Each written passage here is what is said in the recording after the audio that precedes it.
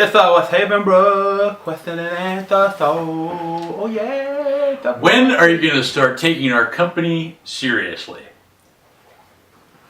It's time to cut the crap. Hi everyone. It's the Westhavenbrook question and answer show.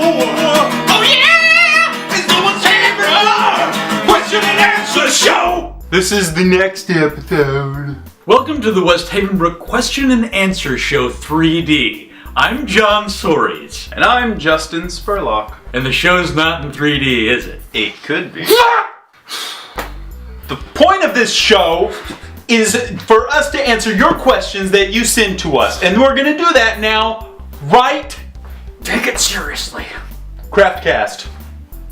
Where's the exciting conclusion of Westhavenbrook Racing?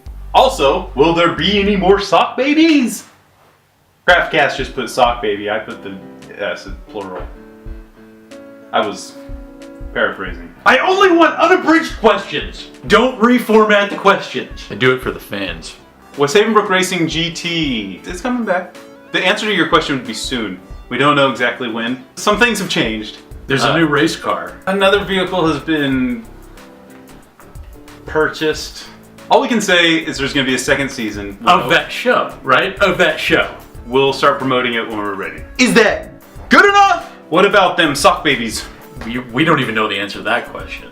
Doug DeNaples, I mean, we'll sit for like 3 or 4 years and all of a sudden we'll get an email from Doug DeNaples with a script in it and we'll be shooting in 2 weeks. And then there'll be another sock baby. We never know when it's going to happen. Don't get your hopes up. What? I've heard rumors. Oh. Next question. Ha! Butthole Burzum. What? Do you guys have a favorite Street Shark? If you were a board game, what board game would you be? 36 Chambers or 5 Deadly Venoms?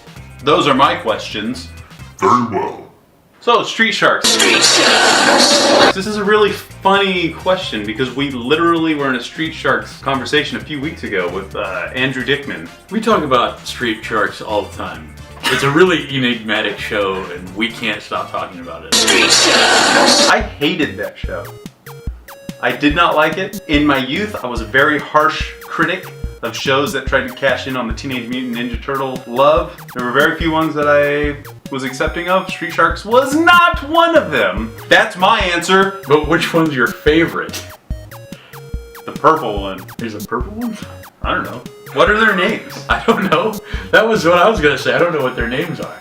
I don't even remember, like, I just remember that they were hideous, like, shark men. Tragic. Well, a tragic story. That's the thing, is like... Tragedy. Street Sharks, it didn't anger me as much. I didn't watch it. It didn't anger me, but it was confusing to me. It was like, I realized that they were trying to make another Ninja Turtles thing, and I liked Ninja Turtles, but this was just like, I looked at this and all I could think was like, this is just, it's so sad. Like, these guys, how could these guys act like so happy and joke around and like have personalities? They are disfigured permanently. Why would they want to be alive? Yeah. Look at them. Their heads are seriously like 5 feet wide with just these gigantic mouths. Like, how do you feed a creature that needs to eat that much and put that much in his mouth? Like, how do you?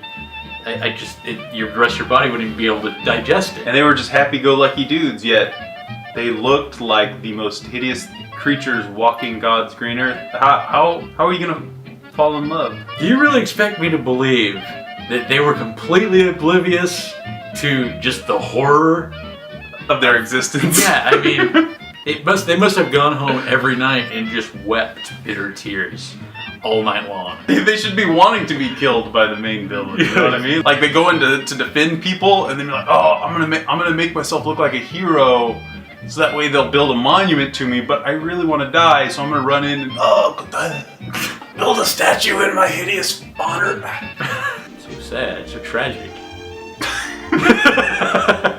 The guy that created Street Sharks is like now like the head of some huge company that's been wanting to work with us, and now he's like, screw those guys. Burn that bridge. You have to wonder though, like the guy that created Street Sharks was probably under pressure to create something that was like Ninja Turtles, and he knew it wasn't that good. I don't know. I could imagine the guy who created Street Sharks was like, this is the intellectual property that's gonna make me a household name. This is my Laird Eastman moment. The fact that you bring that up is very interesting because that happened to the Nostalgia Critic. He did a review where he was ripping apart the My Pet Monster movie, and the director of the 80s straight to VHS My Pet Monster, I guess it created this big controversy. He also got like threatened to be sued by Tommy Wiseau when he did The Room review. So these things happen.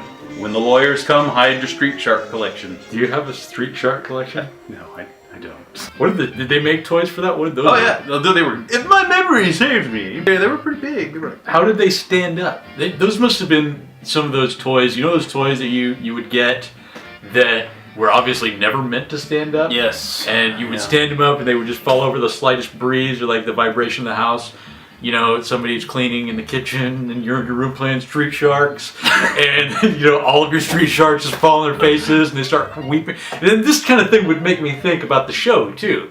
Like, if these things actually existed, they wouldn't be able to walk around. They'd be laying on the ground just... They had these little tiny, like steroid legs and these huge torsos. They were like, we're Street Sharks! Taking a bite out of crime! They were like Triple H walking around, hey, we're the Street Sharks! Was he one of the Street Sharks? Yeah. Who's your favorite Street Shark? Hunter Hearst Helmsley. He went on to do great things. He did. WWF. He told millions of people to suck it.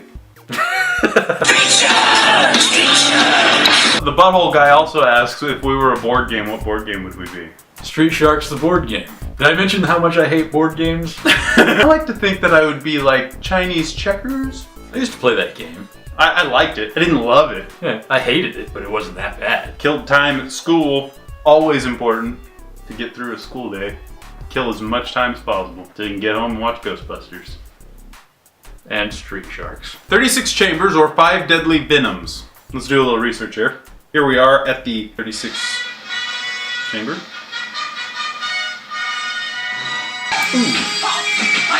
Is that Gordon Lau? Yes. Okay. Now this one is the 5 deadly venoms. 5 deadly venoms.